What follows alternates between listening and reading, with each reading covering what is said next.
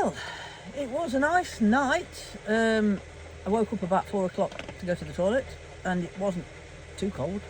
In fact, I was sweating. But then when I woke up, well, just kind of woke up, must have been probably 7, something like that, 7, 8. I didn't look at the clock. It seemed to be rather cold round my face. And when I got out of bed to put the kettle on this morning, when the dogs decided they wanted to go for a wee, I discovered why it had suddenly gone cold. Well, I thought it was cold in the night. There's a big frost. You can't probably see it, but there's definitely a frost. Let me get out. Shut this door and letting all the heat out the van. I thought when I took the dogs out last night that it was crispy underfoot. Ooh, be careful crossing this road. Oh yes, crispy, crispy, all on the leaves and on the grass. Walk the dogs, well, let them have a wee, and they can have a proper walk in a bit before we go. Just got to do a bit of clearing up. We haven't got to be off till 12. It's only about 9 now, so I've got time to get to slowly pack up, take the dogs another walk before we have to leave. So the sleeping bag I bought for wild camping seems to have done a treat because I haven't had any heating on in the van overnight, and it's got quite chilly in here overnight, but I've not felt it. Freya's had a coat on to keep her warm, and so that's a success. So I'm just gonna, the kettle's boiling if you can hear it in the background. It's not whistling yet, but not be long. So I'm just going to go and get myself some breakfast now. Breakfast time for the dogs. I don't know where we put the bowls last night, so they're just having it on their beds. Don't matter, hey, does it? Hey, as long as it's food, you don't care. So we're having pancakes, sweet pancakes and maple syrup for breakfast this morning. We'll go and have a nice walk and then I'm going to start packing away.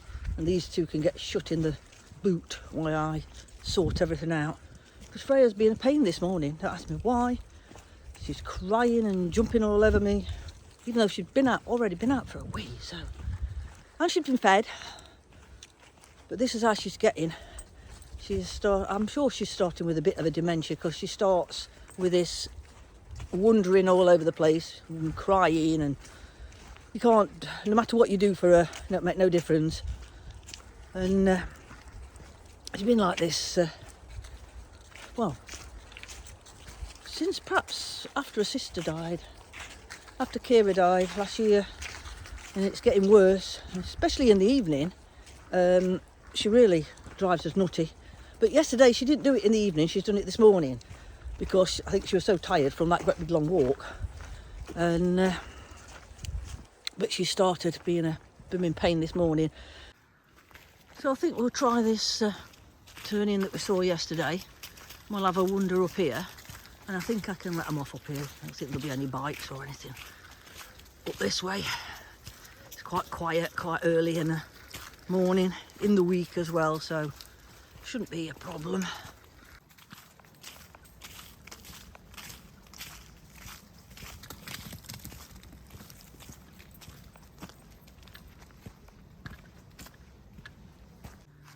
There's all these like posts all over the place, and what's that one say?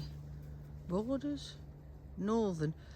There was a man and a woman when I was marshalling that was lost and showed me a map that they got from, I should imagine, the visitor centre at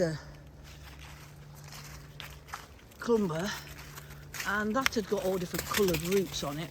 And they were following the blue, and yesterday I saw some blue signs. That might be to do with the Forestry Commission though. So we have a path going that way. Path going that way. I reckon that takes you down to the road where I was yesterday. And this one will take you back to the campsite, just like similar to the one I walked down earlier and then got onto this path. So we're going to carry on down here and see if this does bring me to the road and whereabouts it does bring me out. because I saw a cycle path as I came across the road back yesterday, and I'm assuming it's this path, so I'll find out. Do a bit of exploring before it's time to go home. I think they've made a lot of cycle paths around here, and I've never cycled, come to Clumber in a vehicle and then got the bike out and cycled, because we live near Sherwood Pines, which is a cycling centre, and so it's easy. But we've always come and walked and run round Clumber, so it might be interesting to do a bit more cycling round. We've cycled from home here and round the lake and back again. I've done that many a time. That's about 24 mile or so, and I've come with the cycling club a few times. We've come in from different areas, but we've never actually come onto this side, so that's interesting. Oh, there's a road over there. That doesn't... very interesting. I'll get my bearings in a bit. I think, oh, there's a pig farm over there as well. I can see all pigs. Yeah, interesting. It's quite often you don't explore all the area that you live in. You stick to certain areas. What you two eating? No eating things. This bit's like our woods. Loads of like what they cut in fire roads, because they are pines that we're in the middle of.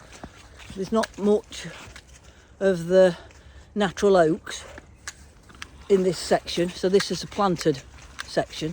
So where the planted sections is, they have plenty of fire roads in, so they can get in there with the machinery to take all the trees down when they want them. Very pretty, the sun and all the frost.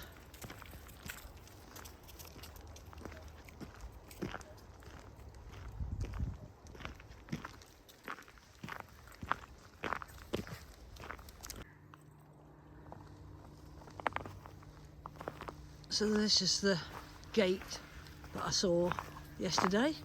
So we've come round, we've got around in a big circle, because once we've gone through this gate back onto the main road in onto Lime Tree Avenue, we just walk up a bit and then turn back onto a path to take us to the campsite. So we've had a nice about hour's walk.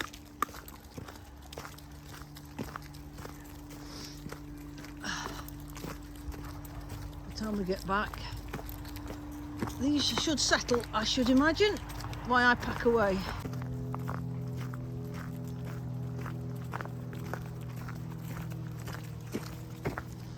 That's where we went yesterday, over that way.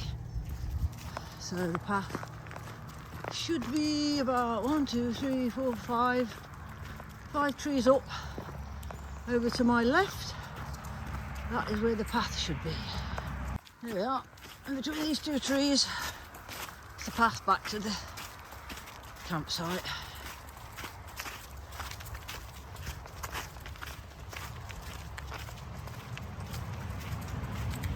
Should start to see some of the caravans in a minute. It's only just back here, not very far off the road. If you've got this far, thanks for watching, and I will see you next time.